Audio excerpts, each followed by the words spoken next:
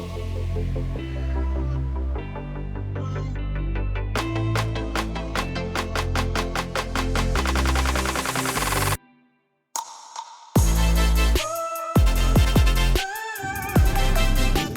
we thought as a way of laying the basis for the presentation, to remind ourselves about the fact that this conversation we are having here about the missing link between innovation and industrialization, and the interventions that the Department of Science, Technology and Innovation are implementing are informed or they seek to contribute towards the realization of the objectives as set out in the 2019 white paper on science, technology and innovation, and as well as the critical minerals and metal strategy, South Africa, and the new industrial policy. So we must keep that in mind, because that's what we're seeking to do. Of course, these are new strategies. Our interventions have been implemented in response to their predecessors, but we're building on them. So the next slide. And most importantly, we've been working closely with the Department of Trade, Industry and Competition. It's very important. So the next slide. We would like to also indicate that our department has invested significantly in terms of science, technology and innovation. We're working towards reaching a goal of 1.5 growth expenditure on research and development as a percentage of gross domestic product. It remains our goal. We've been struggling to move towards that objective. We are currently sitting at 0.62%. But of course, the challenge that remains is that innovation is not always easily translating itself into industrial growth, competitive industries or sustainable jobs. I think that's well-known challenge, but we need to keep working on it. Part of it is to understand why is that the case. And then we instituted technology localization some years back as a way of bridging the gap between innovation and industrialization by connecting research institutions, manufacturers, technology developers, and the SOEs and the original equipment manufacturers to create local industrial capability and market opportunities. Again, this remains work in progress, colleagues. Let's appreciate it. Our own program, which we call the Tech Localization Program, at the heart of it, it's about strengthening the local manufacturing capability.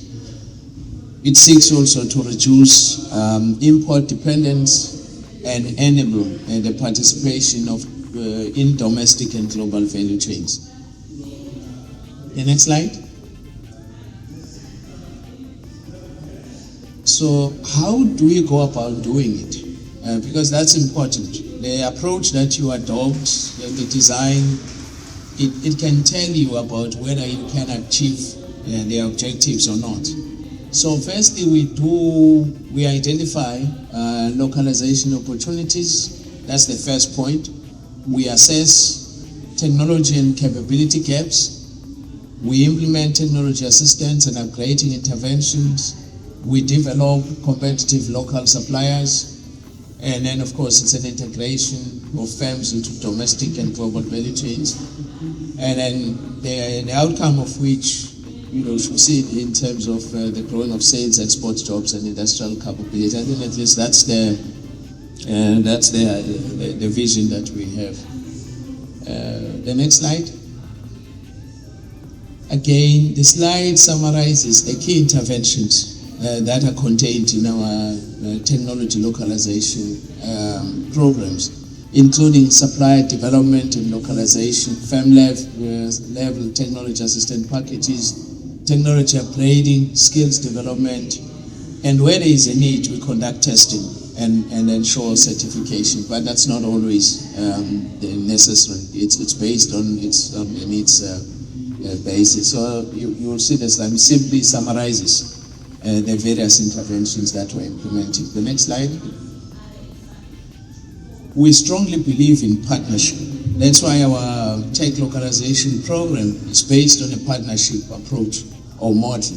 We're working with COCs, the OEMs, and we also seek to make sure that there is public infrastructure programs. We work with universities and science councils. We are currently working across these different sectors, whether it's energy, advanced manufacturing, water infrastructure, rail and transport, as an industrial equipment manufacturing. The next slide. And these are the companies so far that are involved or which we are collaborating with.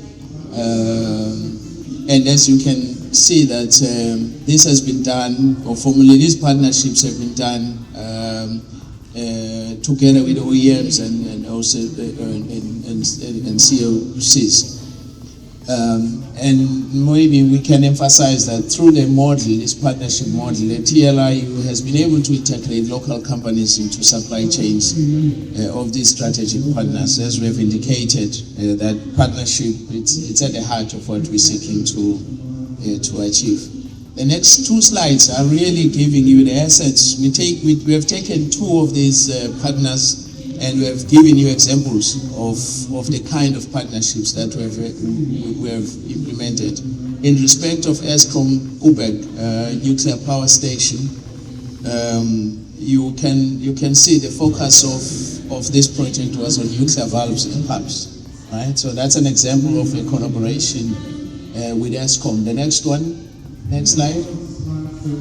Again, it's in terms of load limit meter boxes for Eskom. And then the third example is with Bell equipment, tractor harnesses, just to get a sense of what the partnerships entail. Let's move to the next. Again, as my team, and they are sitting here, they've said to me the statistics that are provided here, it's what we have been able to realize since the inception of the program. So, for instance, there are about 522 companies that have been supported so far, of which 94 SMMEs, and the initiatives have led to about 8,000 jobs that have been retained and supported companies, and then jobs that have been created through assistance packages, they amount to 790. The return on investment is 31%. So these are the figures that colleagues together with our partners have been able to generate, but I'm sure more can still be realized, but it's progress that we are implementing. The next slide. Thank you very much, Chair. I hope we didn't exceed your time. No, thank you.